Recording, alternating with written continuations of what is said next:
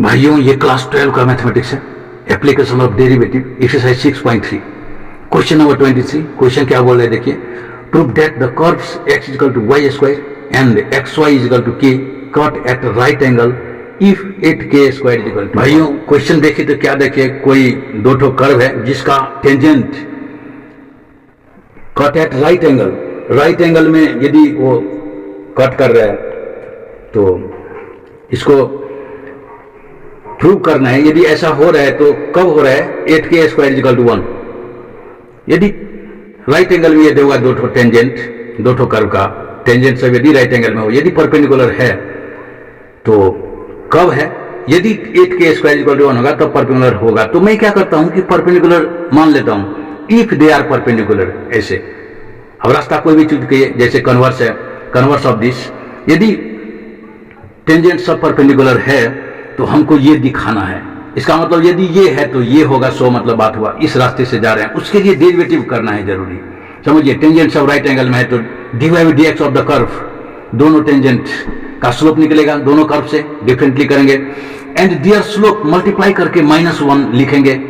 And करते करते यदि ऐसे आ गया 8k square equal to 1, hence proved हो गया, सो मतलब हुआ। भाइयों विचार करेंगे तो डेरिवेटिव कर रहे हैं, विचार करेंगे differentiating with respect to x of first, तो ये x का 1 हो गया, y स्क्वायर का 2y dy बाई dx, समझेंगे भाइयों।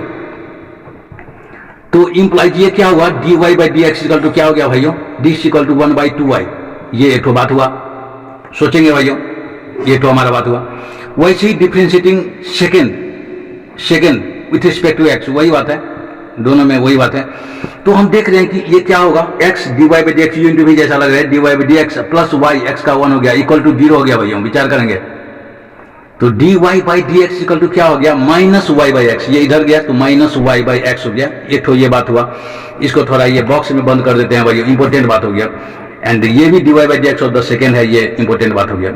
दोनों को मल्टीप्लाई करके -1 लिखेंगे, because if they are perpendicular, विचार करिएगा, इफ दे आर परपेंडिकुलर्स, यदि वो सब परपेंडिकुलर में है तो दोनों का स्लोप का मल्टीप्लाई करके -1 लिखेंगे। Slope of the product of the slope of two line is -1, then they are perpendicular to each other, so meaning है पैरेलल होता है तो स्लोप सब बराबर होता है। भाइयों तो इसके लिए हमको जो प्रूव करना है 8k स्क्वायर इक्वल, उसके लिए इसमें k नहीं है तो सॉल्व कर लेते हैं भाई। इसका विचार करेंगे, सॉल्विंग 1 एंड 2 लिखे, सोचेंगे सॉल्विंग 1 एंड 2। इसका मतलब ये क्या हुआ भाइयों कि x equal to y square, इसमें रख दिए तो y क्यूब हो गया। सोचो भाई, रख दिए तो y cube equal to k हो गया, तो y का वैल्यू क्या हो गया, k का पावर 1/3। सोचेंगे if y equal to k का पावर 1/3, सोचेंगे देन सोचने की बात है भाई, यदि y का वैल्यू ऐसा है तो x का वैल्यू क्या हो गया, फ्रॉम फर्स्ट ऐसे लिख सकते हैं, x इक्वल टू k का पावर 1/3 का स्क्वायर है, y स्क्वायर है। देखिए भाइयों first number question, x equal to y square है तो x इक्वल टू k का पावर 1/3 का स्क्वायर हो गया, यानी कि 2/3 हो गया। सोचेंगे भाइयों ये x एंड y का वैल्यू आ गया। विचार करेंगे भाइयों, विचार करेंगे तो विचार करेंगे। अब तो हम देख रहे हैं कि सिंस दे आर परपेंडिकुलर है, पैरेलल नहीं है, दे आर परपेंडिकुलर्स। यदि वो सब परपेंडिकुलर है, टेंजेंट सब यदि परपेंडिकुलर है भैया, तो सोचेंगे तो मल्टीप्लाई करके क्या होगा, 1/2y।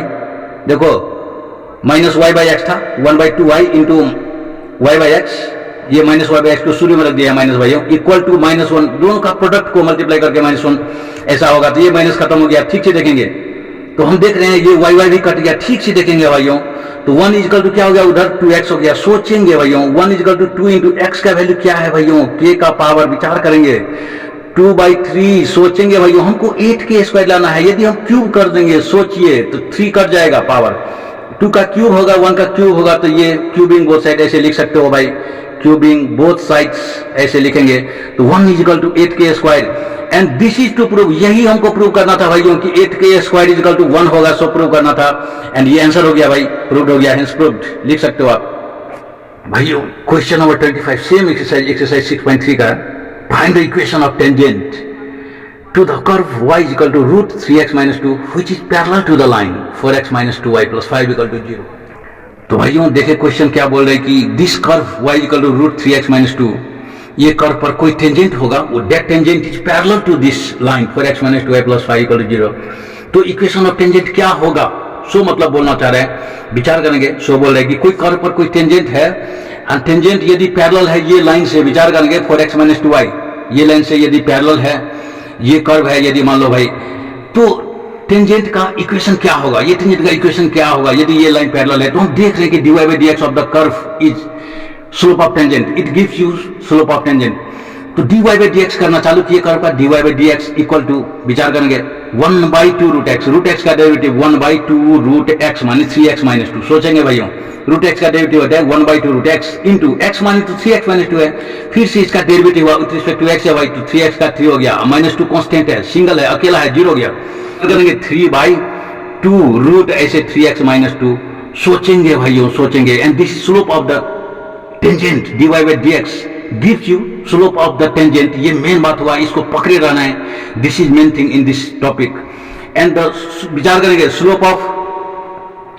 Slope of second line is what, विचार करेंगे यहाँ पर single y equal to transfer किए, इधर ट्रांसफर कर दिया राइट साइड में, तो 2y इक्वल टू देखो 4x + 5 होगा, एवरीवन सोचो भाई, एंड y इक्वल टू 2 से डिवाइड हुआ तो 2x + 5/2 होगा। Then if you compare y equal to mx + c, this is m, slope of this line is m equal to 2 हो गया, and this slope of this line and this slope of the tangent which is from dy/dx of the curve, ये slope of tangent हुआ भाई, समझना है।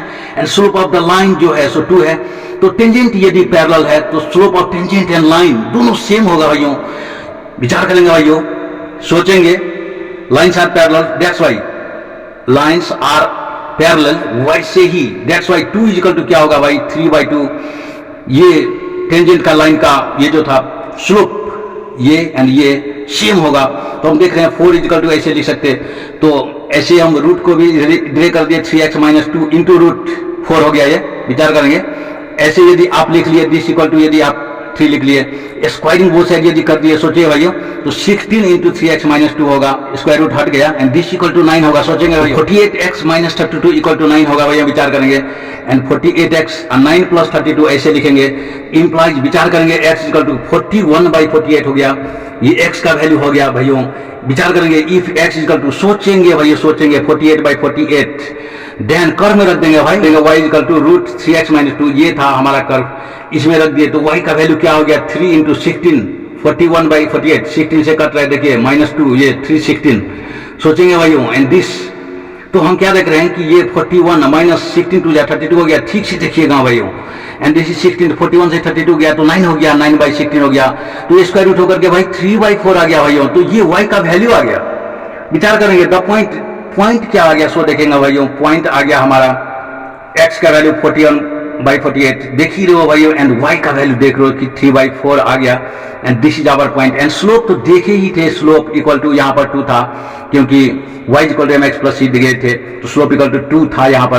तो हम देख रहे हैं कि ये लाइन का स्लोप जो था वही टेंजेंट का स्लोप था, इक्वेशन ऑफ टेंजेंट निकालने वाला, that's why equation of tangent लिखेंगे भाइयों। सोचेंगे भाई इक्वेशन ऑफ टेंजेंट इज, अब आंसर होगा y - y1, ये फार्मूला पॉइंट है, ये तो 3/4। सोचेंगे भाई इक्वल टू, विचार करेंगे m माने 2 हो गया, एंड x - x1 माने 41/48 हो गया। सोचेंगे भाई, देखेंगे इक्वेशन ऑफ टेंजेंट वाला निकालने, 4y, सोचेंगे भाई 4y - 3/4 ऐसा हो गया, एंड इक्वल टू ये देखेंगे 2 इंटू 48x - 41 बाई, विचार करेंगे 48, तो हम देख रहे हैं कि ये 4 से ये 12 हो रहा है, एंड 12 से ये कट रहा है 6 हो रहा है, तो 6 4 जा 24y। सोचेंगे 18, 6 जा 18, एंड दिस इज 48x - 41 ये रहेगा।